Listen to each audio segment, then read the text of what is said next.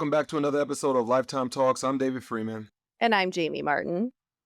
Today, we're going to be talking about a topic around taking a balanced approach to aging. So, although aging is inevitable, many of the effects commonly associated with it, such as aches and pains, restricted movement, chronic disease, brain fog, weight gain, and low energy, don't need to be. What if our definition of aging had no limits?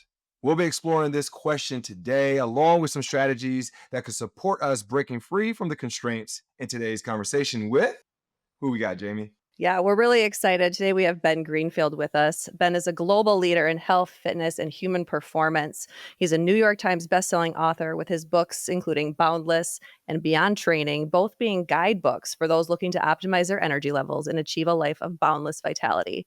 Ben's work reaches millions of people through writing, podcasting, speaking, and coaching. He has a degree in sports science and certifications in personal training, strength and conditioning, and sports nutrition. And over the past 2 decades, Ben has competed in 13 Ironman triathlons and worked with countless individuals, including executives, entrepreneurs, and athletes. His approach to health and wellness is designed to empower people to live boundless lives where energy is abundant, motivation is constant, and limits are non existent. Ben, thanks so much for coming on Lifetime Talks with us. Hey, what's up? Thanks for having me. We are so excited to have you. Hey Ben, let's jump right into it. So the Yeah. journey as it relates to the world of health, and you had this desire to want to understand how the human body and mind can operate without limits, so boundless, if you will. So can you kind of walk us through, why limits are, or the being of boundless is something that you focus on? Yeah. I mean, the whole idea of boundless is based around the concept of unlocking human potential that we should have at our beck and call, but that we walk around not being able to tap into or access. And I don't think anybody would necessarily, unless some I don't know, transhumanist who is convinced they're going to be immortal. I don't think anybody would say that we have no boundaries whatsoever, right? Like at the end of the day, yeah, like when we're 90, we're going to have some sarcopenia and maybe some osteopenia, and our skin might not look as good as it did when we were 18. And, you might not be able to do an 8-hour Ironman triathlon or run a 400 in the same amount of time. But the idea of merging health span and lifespan to be able to tap into way more than what we see around us as far as what's accepted as status quo is something that I wake up in the morning super excited to tap into. I mean, this is what I've lived and breathed for over 2 decades now. I started coaching tennis in my backyard when I was 14, running up and down the hills behind my house and figuring out what might be healthier to eat than macaroni and cheese and the 29 cent hamburger, 39-cent cheeseburger day at McDonald's, which was one of my favorites, I'll admit. And, eventually wound up in college studying, physiology and anatomy and biomechanics. And that's where I got my master's degree. And I've been immersed in competing and coaching and, now increasingly the world of biohacking and anti-aging ever since then. And so I think it's very interesting to look at, let's say, a lot of these blue zones, where despite there being some controversy around birth records or incomplete data, we can pretty much say are living at least a little bit better combination of health span and lifespan than the average Westerner, and see what they're doing and what we can replicate, even in a modern post-industrial comfort controlled environment where we might not wake up in the morning and have our job to be like, I don't know, hiking dwarf goats up the side of a mountain to go gather some water or something like that. But yet, there's a lot that we can do that we often don't tap into when it comes to achieving what we're potentially capable of. Absolutely. Well, and you alluded to it already. I mean, like aging, that is an area where many people think like there are constraints, right? Like you start to hear people say, like, I'm too old for that, or I can't do that anymore. And I mean, I think, but on this podcast and at Lifetime in general, we're just passionate about helping people, no matter the age or stage they are in their life, to really, have the best health span in their lifespan, as you were just talked about. You want to merge the two, right? We want them to feel as capable and free as they can as they age. We want them to be able to do everything that we want to do. So, why do you think people have this idea that the common negative effects associated with aging are destiny, so to speak? I think There's probably a few different reasons. One, we do live in an era where self quantification, for better or worse, is kind of like at our fingertips, right?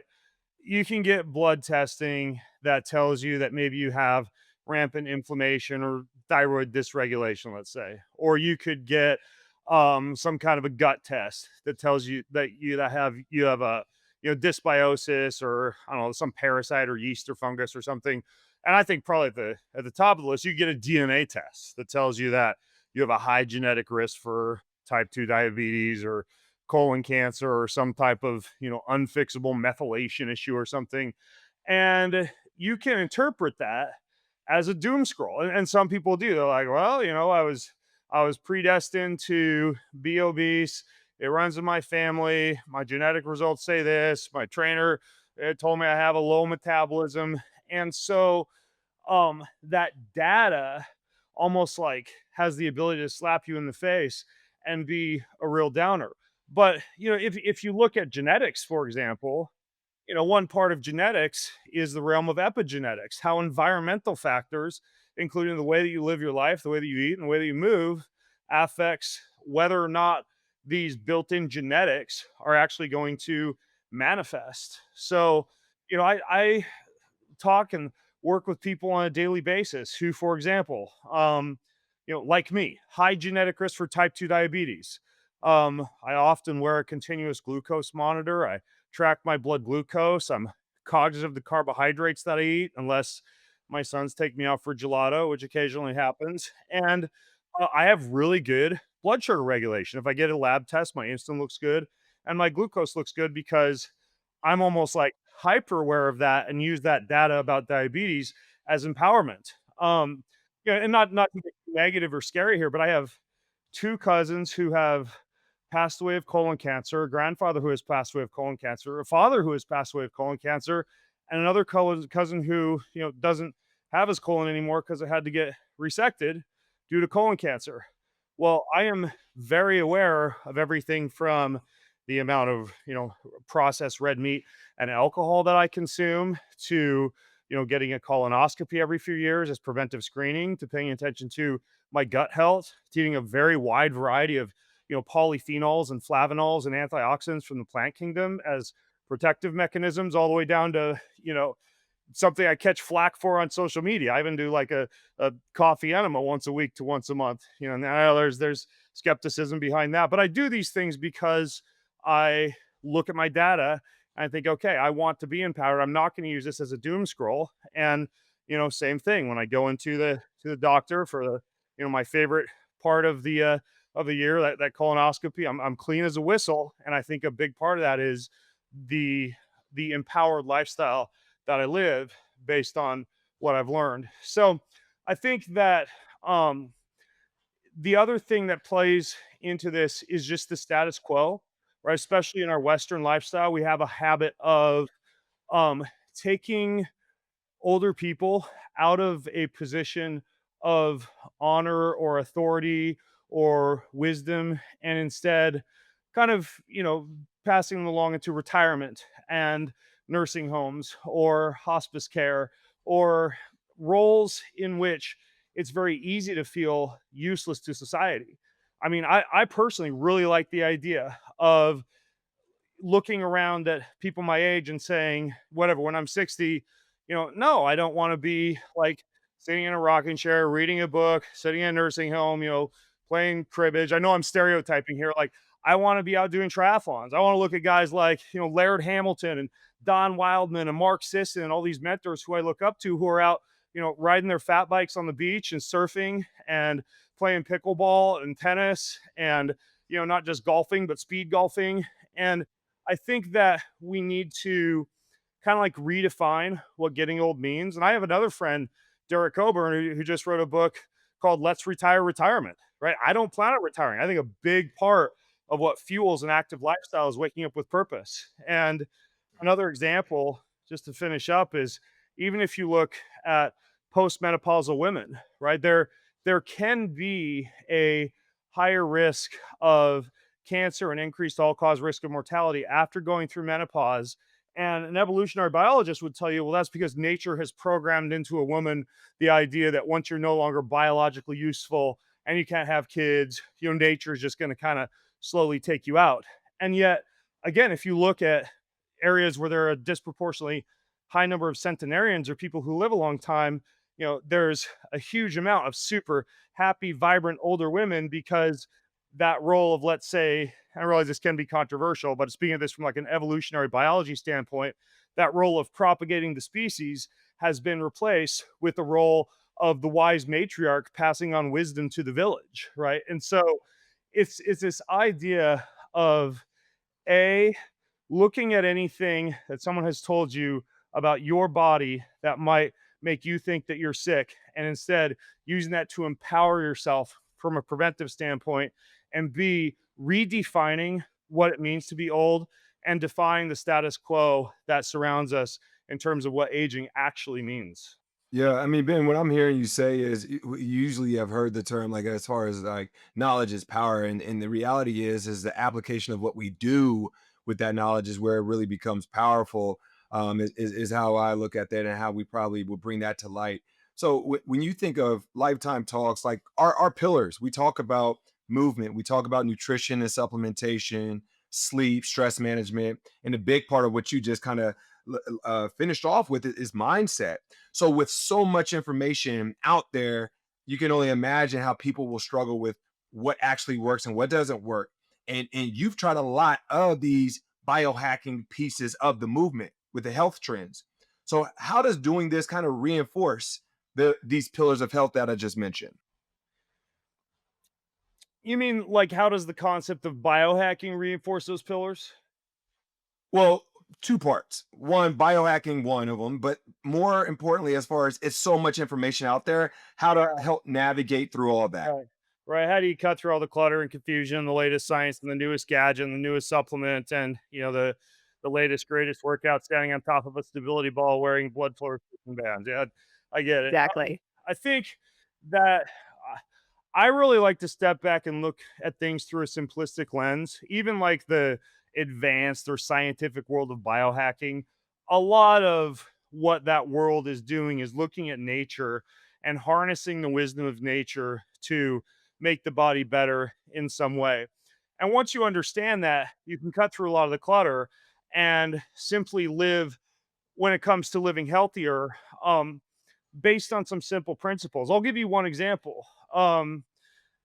If you look at popular health and fitness advice or you read a diet or nutrition book, it's pretty easy to wrap your head around the concept of moving your body and eating healthy, like trying to eat close to nature and not eat a bunch of frankenfuels. I mean, that's not rocket science for a lot of people, moving and eating healthy. But I think what's underemphasized, or at least not emphasized enough, is the idea is that we are electrical machines.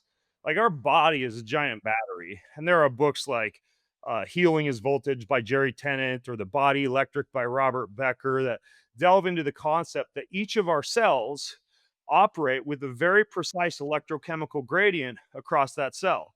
A little bit of a negative charge on the inside, a little bit of a positive charge on the outside, and you can engage in certain lifestyle practices that keep that battery charged and that keep that battery from being drained. So, for example, the planet Earth, right? Every time lightning strikes the surface of our planet or solar radiation bombards the surface of the planet, it collects negative ions.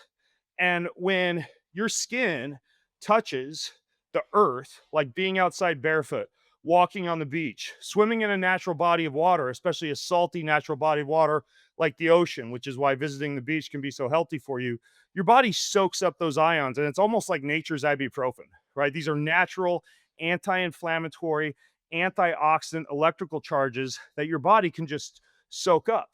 And so if you think about that, then a light bulb moment is, oh, I should go outside barefoot every now and again. I should go lay outside in my back in the backyard.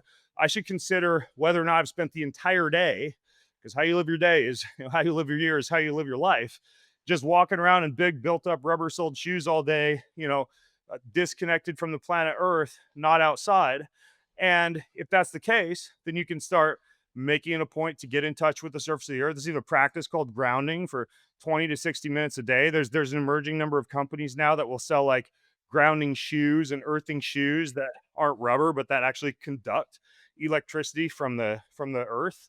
And there are even mats now that you can bring into your home if you can't be outside, like a dirty barefoot hippie all day. We get grounding mats. Or I got one next to my desk here. I've got one in my office next door. I sleep on one underneath the top sheet of my bed that's plugged into the grounding outlet of my home. So thinking about how you're harnessing this giant earth that's surrounding you to actually recharge your battery is one example. Another example would be light, right? Every time photons of light strike your skin, particularly full spectrum light, which you get from, say, sunlight, those photons actually help to charge up your cells, specifically your mitochondria, to speed up the flow of electrons and produce more ATP. So, in addition to the earth, you can also make sure you're getting adequate exposure to sunlight. And again, when we look at technologies, now there are like red light panels, red light beds, infrared saunas, ways of lighting your home, all this stuff that's found in the field of what's called photobiomodulation to actually charge the body using light. And then the final example would be good, clean, pure filtered water and minerals are how your body actually carries charges throughout it. So, not being salt phobic, but using really, really good like sea salt and trace liquid minerals and electrolytes, beyond just the isolated sodium chloride of table salt, which I don't think is healthy, but staying open to the idea of using a lot of these different forms of minerals and electrolytes along with good, clean, pure water and hydration to actually keep that charge going throughout the body. So that's an example how you charge the body, right? Connection to earth, connection to light, and then good, clean, pure water and minerals. And then the type of things that drain the battery, well, I named a couple of them, right? Just never touching the planet, being inside all day. But we are also living in an electrical soup, right? A man made electrical soup that our bodies haven't really had a chance to evolve to deal with because this is all new, like in the past 100 years, just being surrounded by washers and dryers and refrigerators and microwaves and Wi-Fi routers and a freaking computer in our back pocket. So I'm just very cognizant during the day, and I encourage a lot of the people I work with to do this. Like, if you don't need to have the electricity on or near you, don't have it on you or near you. Like my phone is plugged into this when I'm in my office during the day, and it's in airplane mode. This is just like a USB-C to Ethernet adapter, so I can have my phone hardwired and in airplane mode. I have my Wi-Fi router off most of the day and just plug things in via cables. And a lot of people who need to use Wi-Fi, I tell them, well, at least turn it off at night while you're sleeping. And if you forget to do it, just plug your router into a digital wall timer that automatically turns off at 10 p.m. and automatically turns on at 6 a.m. I think the most important thing to do though, and this is related to sleep, is just make sure your bedroom is a dark, cold, stress-free, work-free cave, right? So, Right.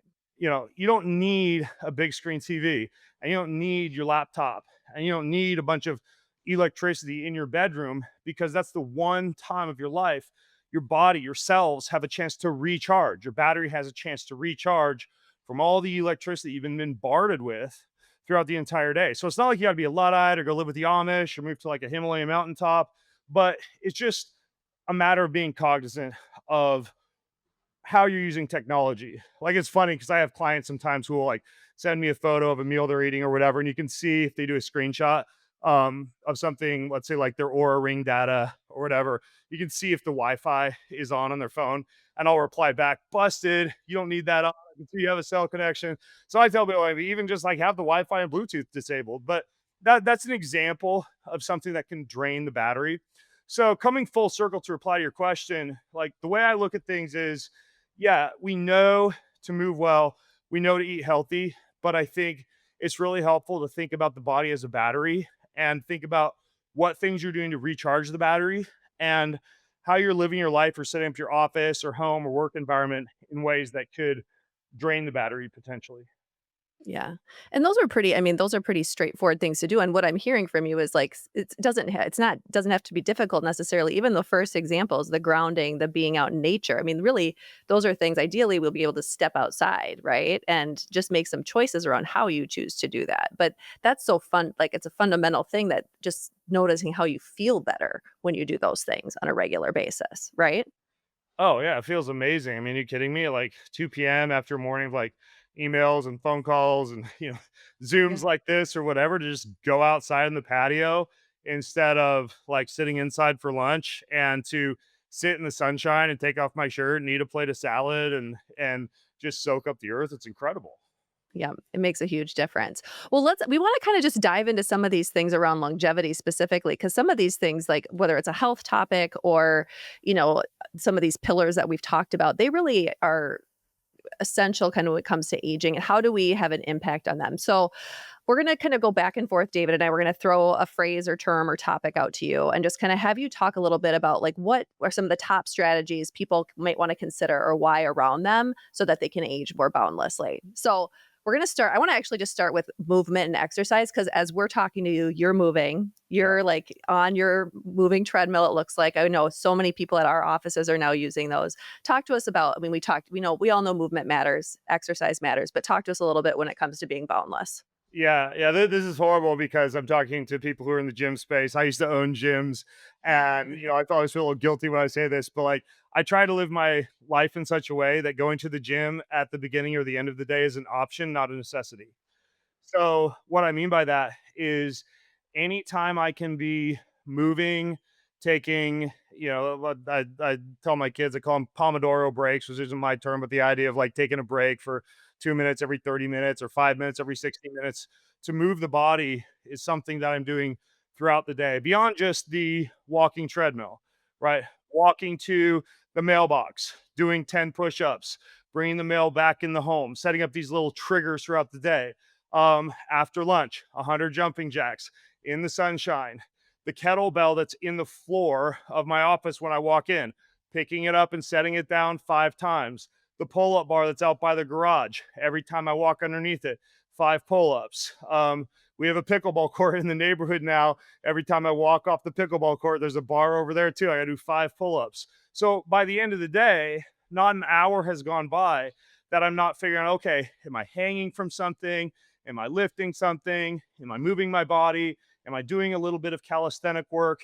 And once you view life through that lens, back to mindset, it helps you get past the defeatist mentality of, oh man, I don't have the 45 minutes available today that I need to go to the gym. Therefore, I'm just going to all or nothing today and just not do anything at all. And and I also travel to speak at conferences.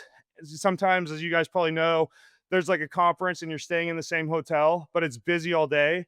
I will literally like 3 times during the day go up to my room, do 50 burpees, get in a cold shower, stand under the cold water for 2 minutes, comb my hair, put my face lotion back on, get dressed, and go back downstairs. And so even if dinner arrives, I figure, you know what? I've got 5 minutes of cold therapy and like almost 100 burpees today. It's good. I did something. But you just have to you have to develop the mentality that you don't have to step inside a gym to move your body and to get fit. And this is the thing, a lot of the gym goers or the health enthusiasts, they think movement, movement, movement, which we want to continue to champion. But another thing is work hard, recover harder. So let's talk about recovery for the next pillar here. Yeah, I think that recovery can be anything from, like what's his name? Dan John, old school strength coach. He's like, lift heavy and then like sit around and watch football and eat peanut butter and jelly sandwiches. And that certainly is one form of recovery. And I guess if you just you're like a power lifter, maybe that'll work. Yeah. But I'm all about active recovery. So um, active recovery basically means doing things that allow for increased blood flow, movements of metabolic waste product out of cells, and even ways that you could potentially improve mobility and decrease risk of injury, even if you're not hitting the gym, which is nice not only to enhance recovery, but also probably many people who are watching or listening to this, you're like wired to move and you get antsy if you don't move. And if you miss a workout day, like rest days are the worst day of the week for you because you feel guilty at the end of the day. and you just want to move. So I like to program in, typically for my older clients, we've got up to 3 recovery days for the people who are pushing 60 Mhm. plus. Some of the younger people are at least 1 recovery day. I'm 43. I'm at a stage in my life where I'm at about 2 recovery days. So a recovery day would look like, for the 45 minutes I'd normally be lifting weights, it is foam rolling, vibration balls, some of the Therabody or Hyper Ice tools, a nice podcast, and literally just giving myself a chance to be my own personal massage therapist. In the same way that I'd be going to work out, I consider it to just be like a mobility workout, and I generally work in ample stretching throughout that as well. Another example would be compression or inversion, right? And this would be like on the daily. I will take a call or read a book or journal article wearing the compression boots, or Mm. I will wake up in the morning and hang from an inversion table or some of the gravity boots for just about like 3 to 4 minutes, just to drain blood out of the body and invert and produce traction in some of the joints. One of my favorites is on my Sunday recovery day is using basically hot cold contrast to Mhm. really help with blood flow. So a couple of my favorites are 5 minute hot tub, 5 minute cold pool, back and forth for 4, 4, 3, 3, 2, 2, 1, 1. Usually with my sons or friends, we can have a nice chat while we're sitting around. Another favorite is infrared or dry sauna, 20 to 30 minutes stretching so that I'm getting the good mobility from the hot muscles, getting into the cold plunge, and then if I've got the time, doing another round to allow for the back and forth blood flow. And then the last thing, even though we could talk for hours about recovery, I'm just giving some examples of how you can think about recovery being more than just like sitting on the couch. Another example would be how you're eating, how you're fueling your body. So, for me, a big part of recovery comes down to bioavailable amino acids for muscle repair. So, we're talking about collagen supplementation, consuming digestive enzymes that contain something like a protease, as the name implies, something that's able to break down proteins into amino acids when you have a meal that contains protein. And then the other piece would be a lot of these anti-inflammatories that can help with the joints, or peptides that can help with the joints. I know peptides are another big complex field, but I'm a huge fan of turmeric or isolated tumerosaccharides, curcumin or some form of bioavailable curcumin. And then for peptides, there's a couple, three really that I like for recovery. One called BPC 157, one called TP 500, and one called KPV. And these are a little bit more advanced, but they can rapidly assist with recovery or even repair of an injury. Um, I suppose there's one other thing I should bring up, and that's a newer kind of device, electrical muscle stimulation. Um, Either full body or using on joints that need a little bit of extra help. Fantastic for blood flow. And that's kind of another a tool in my toolbox. And you guys, just to put this into context, 3 days ago, I could not walk and I was on crutches. You see me walking right now while I'm talking to you. I suffered a pretty significant ankle sprain stepping backwards off of a vibration platform, holding two 60-pound dumbbells. Didn't see the kettlebell behind me and put my entire body weight plus those two 60-pounders right on top of my foot, on top of the kettlebell handle, and rolled the whole thing. And so all I do is during breakfast, lunch, and dinner, I'm running ice, e-stim, then I follow that up with red light and heat. I'm doing peptides, I'm doing high dose turmeric, and I'm doing ankle rehab and mobility exercises. I don't know about you, but when I was in college, they would have said rest, ice, compression, elevation, right? And that's the old school way to approach things. I'm more about actively tackling something, especially an injury or full body recovery, with as many modalities as possible. Because I guarantee if I would have had that injury when I was 18, there's no way I'd be walking on a treadmill talking to you, but I was able to be mobile and back to working out. And I got pickleball tonight, right? And that ankle injury was 3 days ago.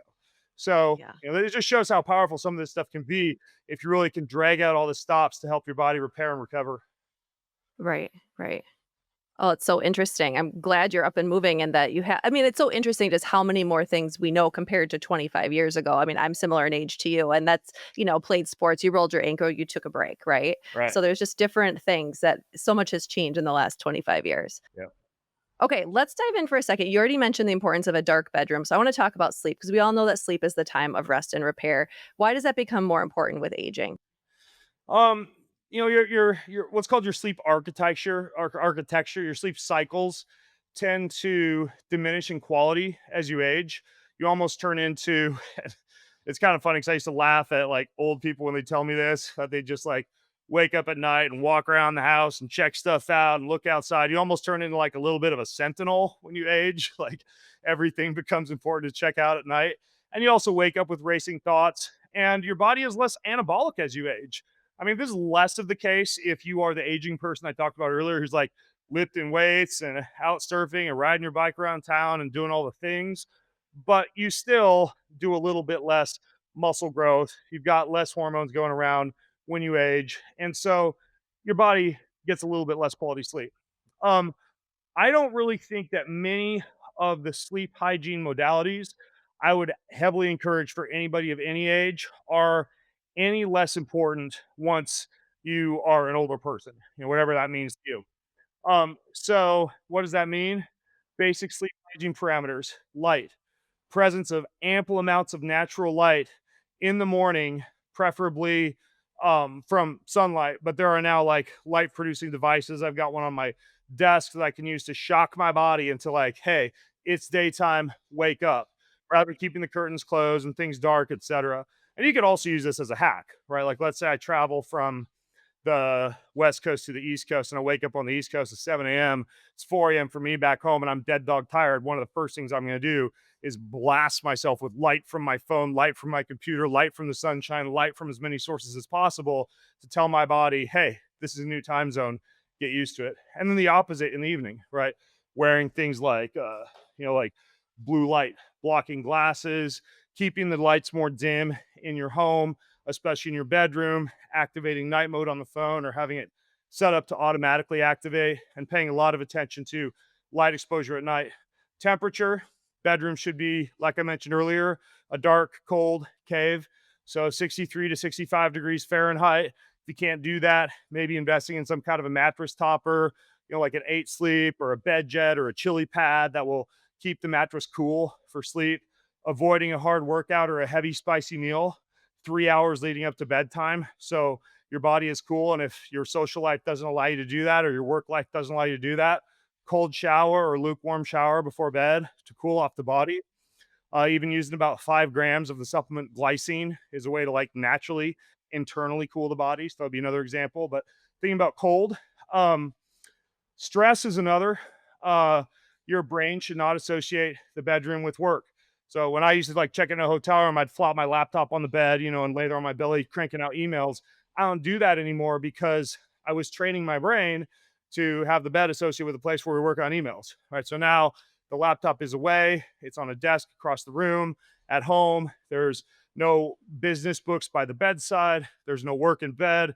Sure, I might watch a funny YouTube video or read fiction or something, but you train the brain to associate the bed with rest.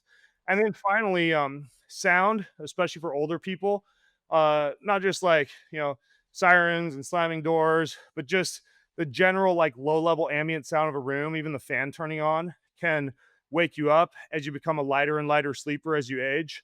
So thinking about things like white noise generators, apps that will produce sound. You can still have your phone in airplane mode, of course. I do this, but I use an app called New Calm and just pump out like 10 hours of super relaxing sound. I don't sleep 10 hours, but I like to put it on for long enough to where it's not going to turn off at like, 3:45 in the morning and wake me up.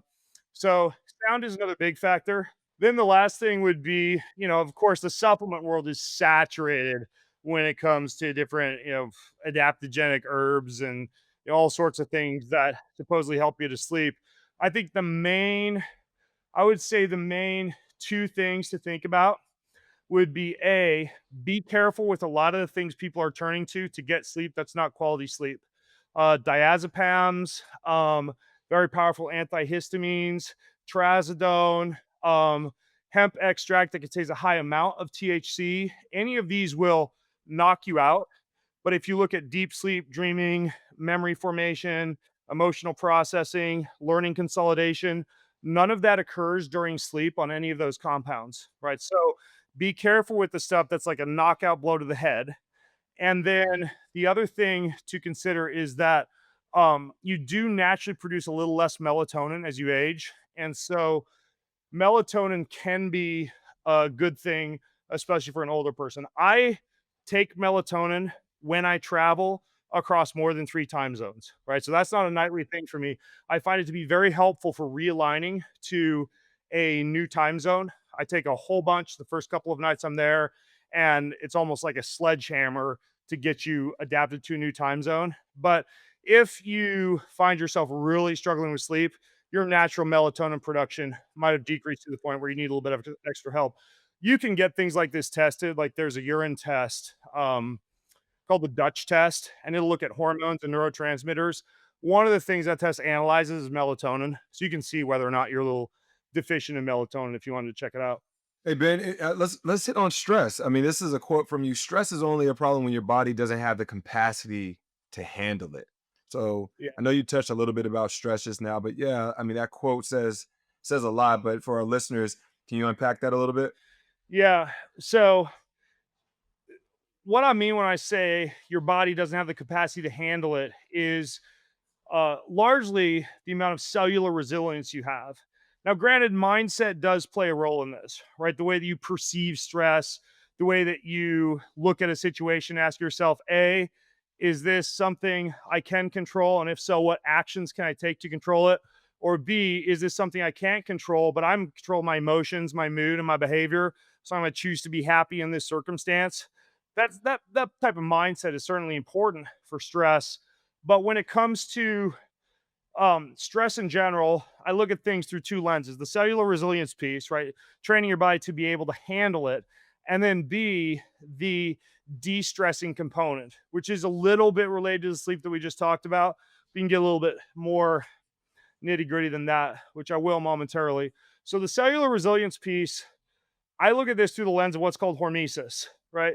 The the world of nature, the world of technology, the world of food presents us with all sorts of things that in large doses could kill us, but that in small doses induce cellular resilience.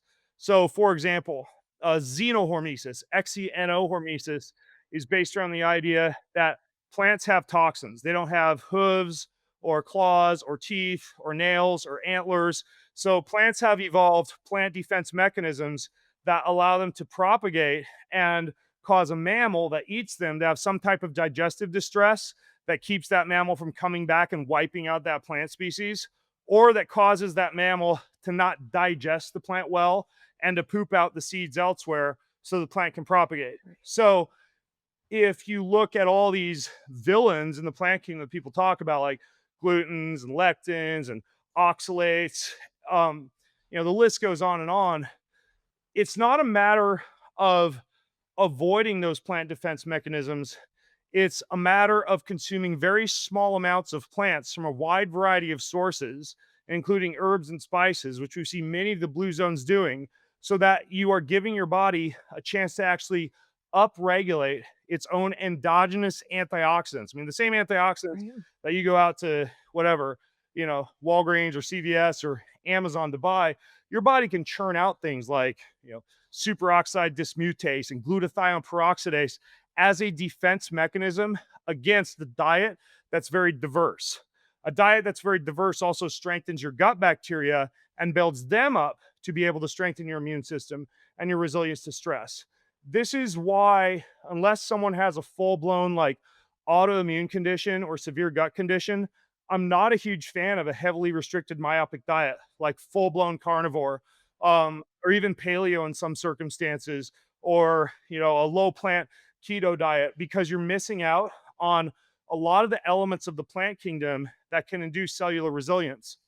I would even place like alcohol into this category. If you look at a lot of the data on alcohol, drinking small doses of alcohol on a regular basis without drinking too much and without getting drunk or imbibing can be better for you from an antioxidant and cellular resilience standpoint than not drinking any alcohol at all. So even alcohol falls into this hormetic category.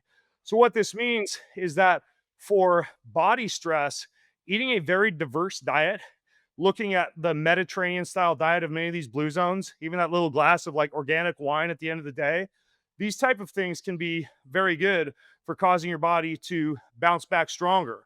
Other examples of resilience in inducing activities would be the sauna, the cold plunge, exercising, sunshine, being in social scenarios where you have to adapt to a wide number of personalities. It's basically doing anything you can do to be mildly uncomfortable on a regular basis. So Right. that's one component of stress management. The other component would be being able to de stress. We live in an era now where we can borrow a lot from the field of biohacking when it comes to de stressing. So, for example, you can use sound, certain sounds and audios like binaural beats to shift yourself into a more relaxed state. You can use light, certain flashing of light, different than like red light therapy, but actual devices that use like LED lights to shift your body into a relaxed state. And you can use haptic sensations like vibrations to also move the body into relaxation. So, a few examples of that would be there's a chair, it's called a shift wave. You sit in it, you put on headphones and a sleep mask. You choose a session ranging from 2 up to 60 minutes, and it vibrates your entire body. You have a fingertip heart rate sensor that monitors your heart rate variability in your heart rate, and it will adapt to how stressed you are and vibrate your body accordingly. It's incredible. It just shifts the Interesting. body into this deep state of relaxation. Another example would be a lamp called the Roxiva or a wearable set of glasses called the Neurovisors. Both of these also pair to sound and play these flashing lights. You have your eyes closed, you can see the lights. It's the closest thing you'd get to LSD or mushrooms without actually taking drugs. But the idea is it's down regulating the default mode network in the same way that psychedelics or entheogens might, but without a lot of the biochemical blowback of whatever, taking psilocybin during your lunch break. And what it does, it shifts the body into this super relaxed state where you just forget all your worries and you go into almost like this trance like hypnosis. That'll be another example. Um, and then finally, and I wear one of these when I'm asleep, there are vibrating devices or mild sound producing devices. One's called the Apollo, another is called the Wave Watch, WAV. And these produce barely audible or barely feelable vibration and sound sensations. And you could set them for sleep, for relaxation, for wakefulness. And it's just this mild sensation, almost subperceptual, that shifts your body into this relaxed state. So Oh, interesting. those would be the biggies. I mean, looking back at everything I've just said, I would be remiss not to mention breath work. I feel like a lot of people talk about it, so you guys have probably talked about it as well. But I would also rank breath work as a really great stress management tool. Well, as you were just saying that with the vibration thing, I think you can also combine breath work with vibration. There's a lot of like in Yeah, the yogic practice of even just like oming. Like I remember like that's yeah, something like it's something that's at your fingertips all the time. It might you yeah. might feel a little strange doing it, but it's actually really powerful to One of have my that one of my vibration. one of my favorite breathwork apps called Othership, like Mothership, but without the M. And it's like a DJ for breathwork. It's incredible. But Shiftwave partnered with Othership. So you can actually, on your Shiftwave chair, choose an Othership session, and it will bring you through the whole breathwork routine while vibrating your entire body. And it's one of the coolest sessions ever. So, yeah, I love, as you can hear, to use technology and a lot of these cool new toys we get from the biohacking world to relax way more deeply than I'd be able to, just sitting outside on the grass doing breath work. Nothing against the natural method, but I think technology is a pretty cool way now to reduce stress. Yeah. How do we use what's kind of at our fingertips to help us Yeah, in our daily lives, right?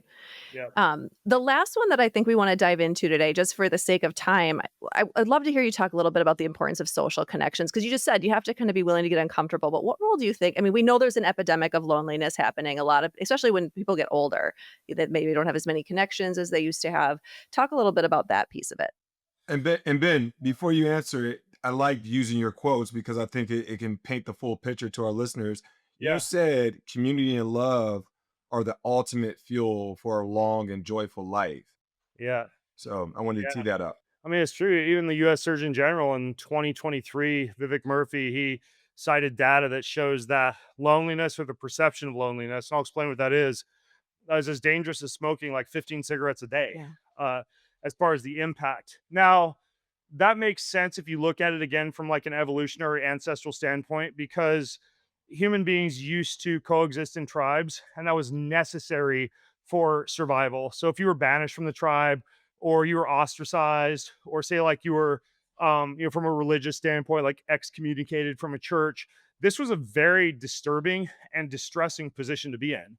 And the body goes into freak out mode. Like the heart rate goes up, the blood pressure goes up, heart rate variability decreases, breath weight increases. Your body begins to down regulate the immune system. So you're more susceptible to viruses, while up regulating that whole like sentinel system of looking for danger in everything, including like any email or, or, newspaper you're reading or whatever. And so your body has not become disentangled from any of those ancestral mechanisms. Yeah, you're going to die if you don't like have as many Facebook friends as whatever your good friend does, but your body still perceives that to be a very uncomfortable scenario. And so this is probably why, if you look again, not to kick this horse to death, pun not intended in this case, but if you look at a lot of the blue zones, right?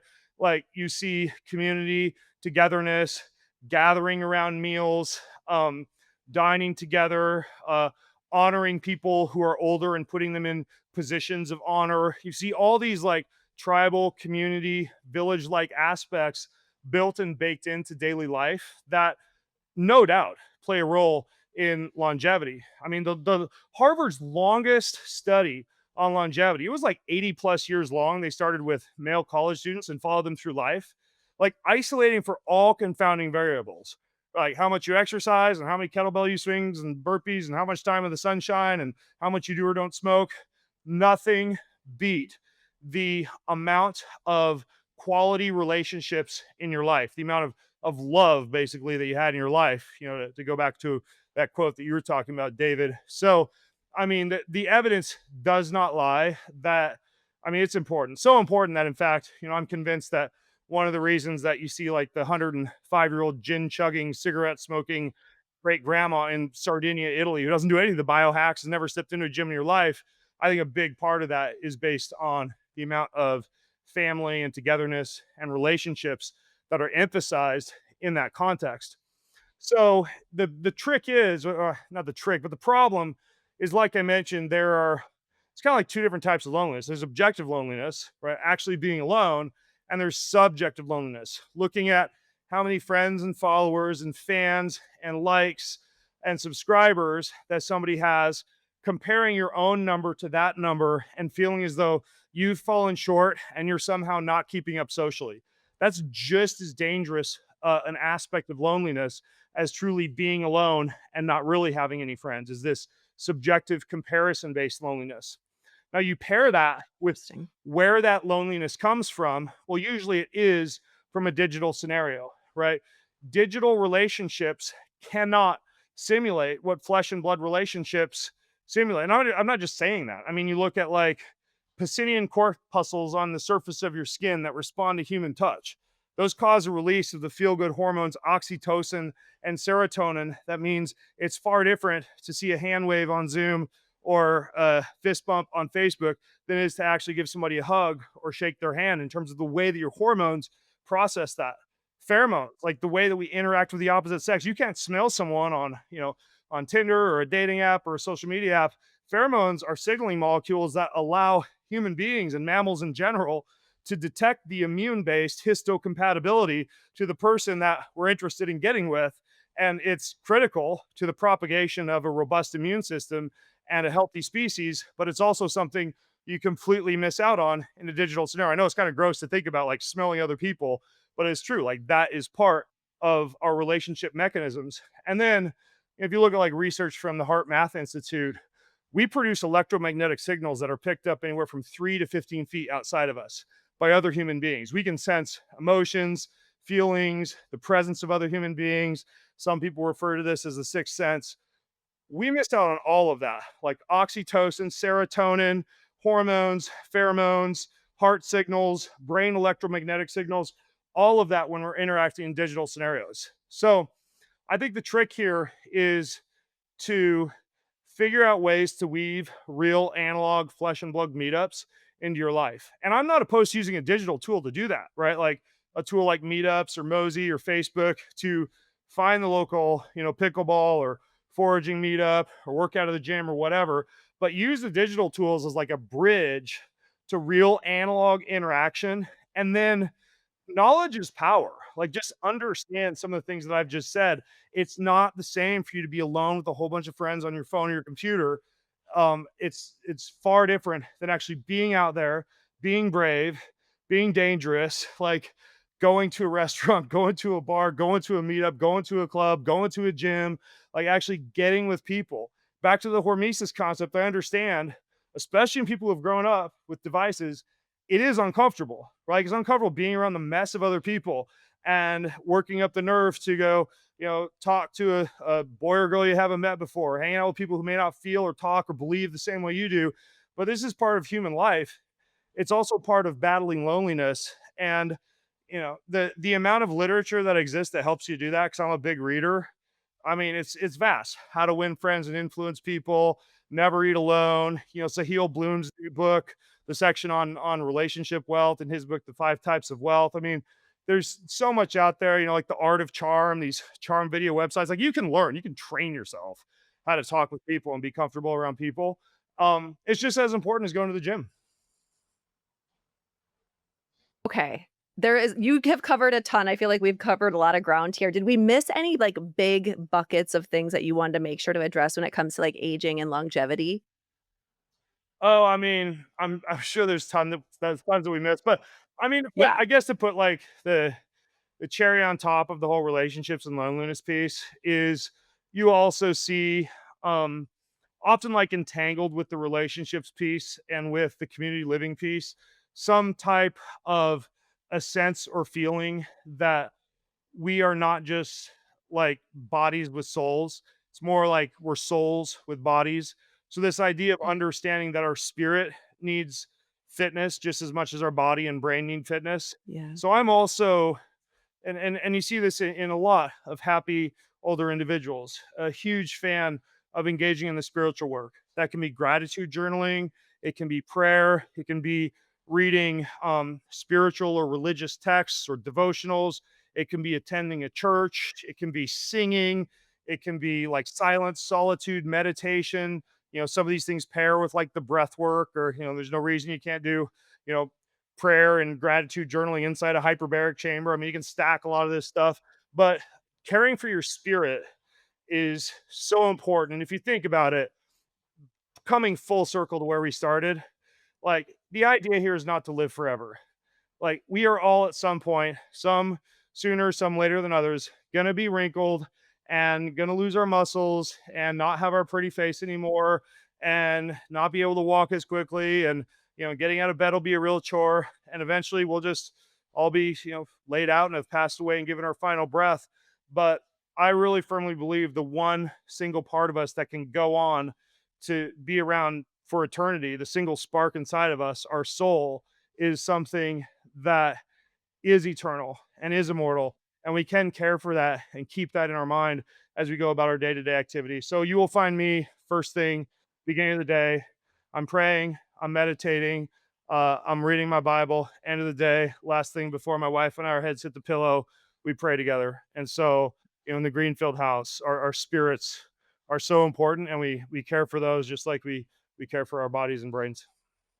I got something for you, Big Ben. We got a mic drop moment if you're ready for it. Oh, Yeah, here we go. All right. If everything, and I feel like I already know what this answer is going to be, but if everything you rely on to optimize your life, the tech, the tools, the supplements, all of that, if it was stripped away, what would be the one thing you would hold on to?